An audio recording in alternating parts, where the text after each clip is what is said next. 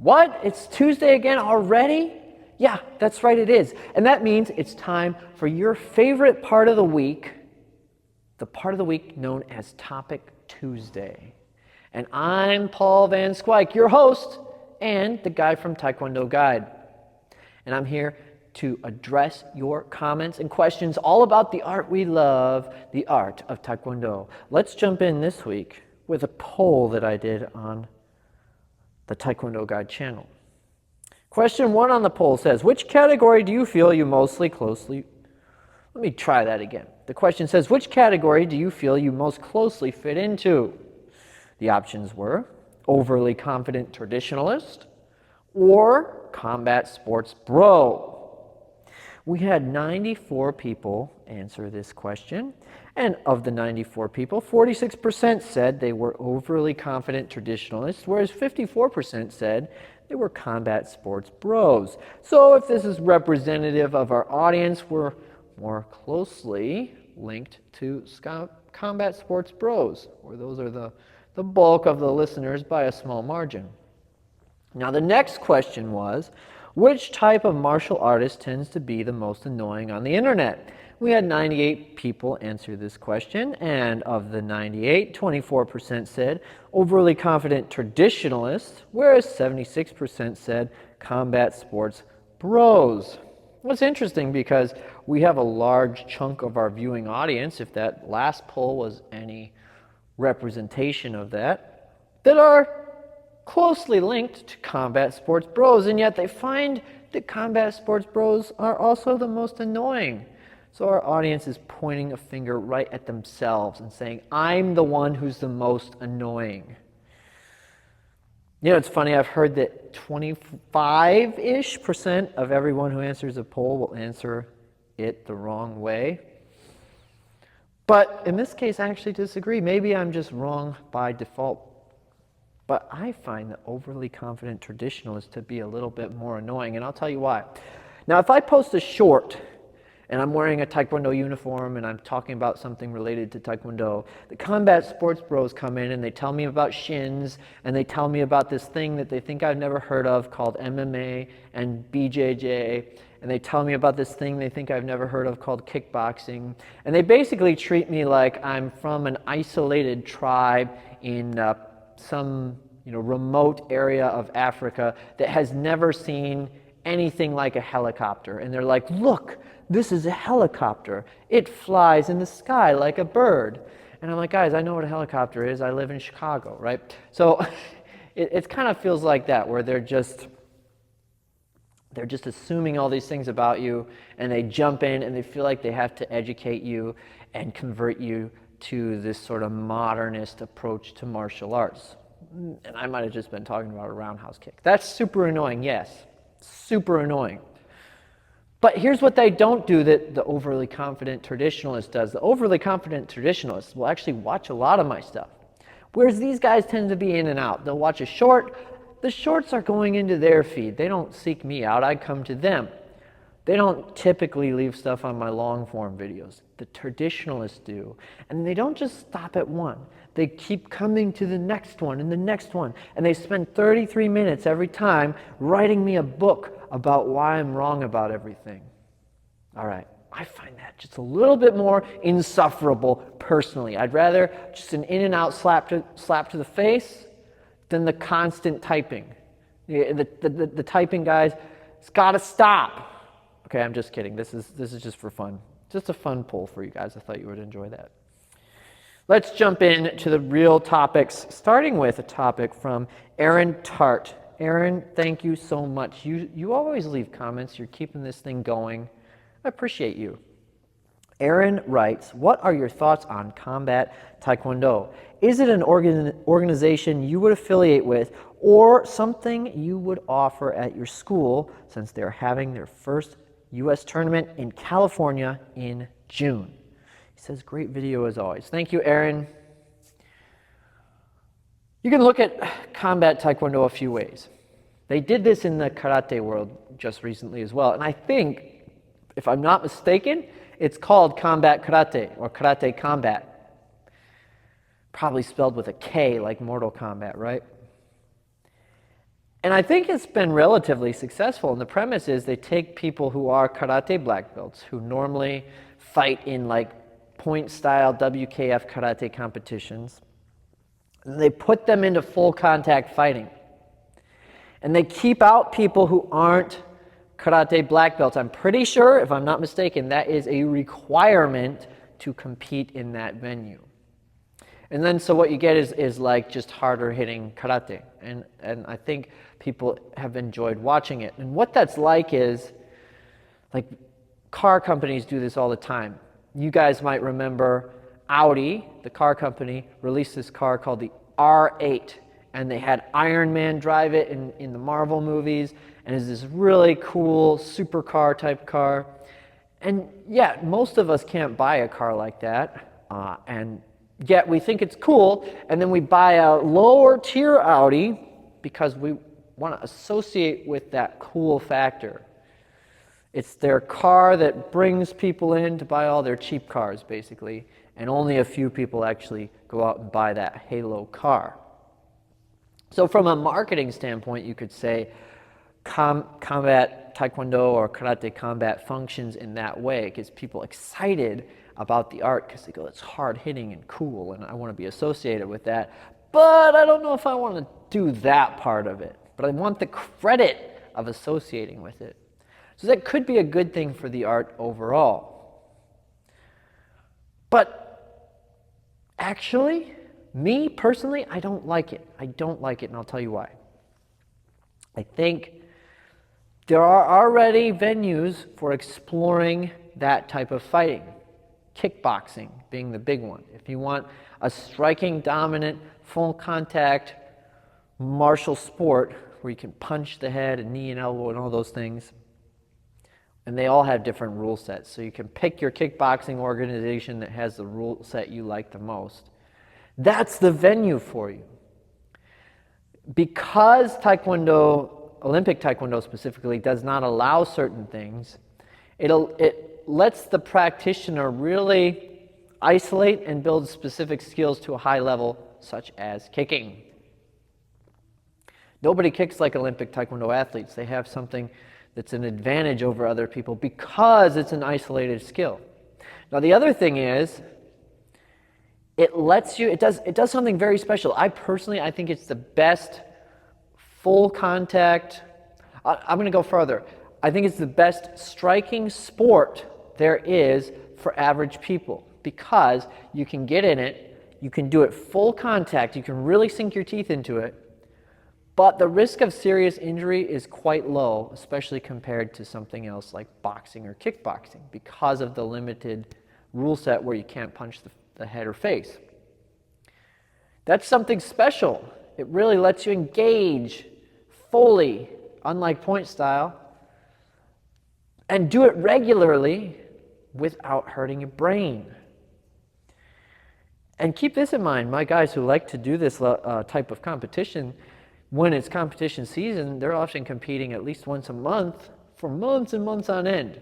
You can't do that if you're doing like full contact kickboxing. It's too rough on your brain. It's a bad idea. In fact, I don't think they even allow you to do that. You have to space out fights a certain amount of time, at least if you get a concussion, which is often the case for one of the two people. So it allows you to do it a lot more regularly, and it allows you to do it safely, because as we all know, it's a lot harder to kick someone in the head in a way that causes serious injury than it is to punch them in the head. Now,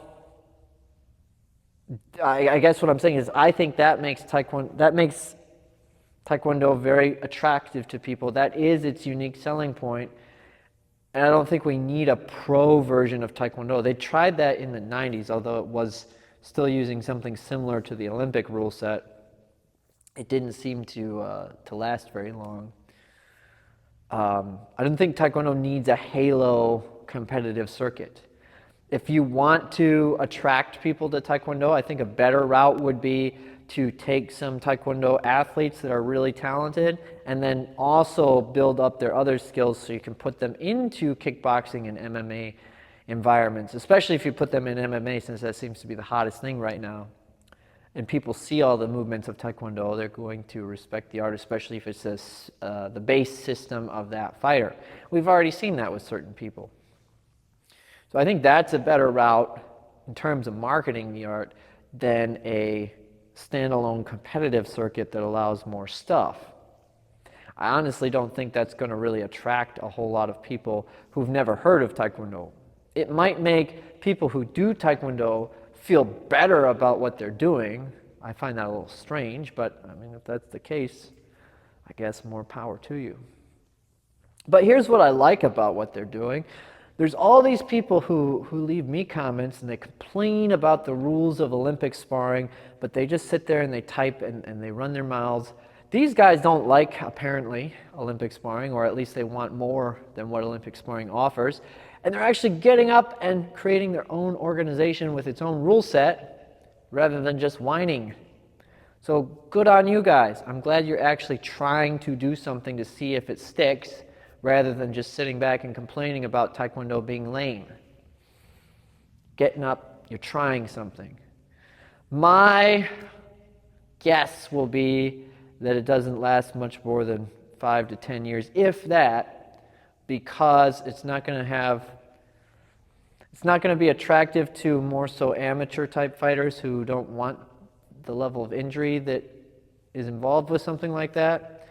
And it's not going to be cool enough, like something like mixed martial arts is, to bring in new people. So it's going to be like it's going to exist in a zone that just doesn't have a lot of demand. And that's why I don't think it'll last.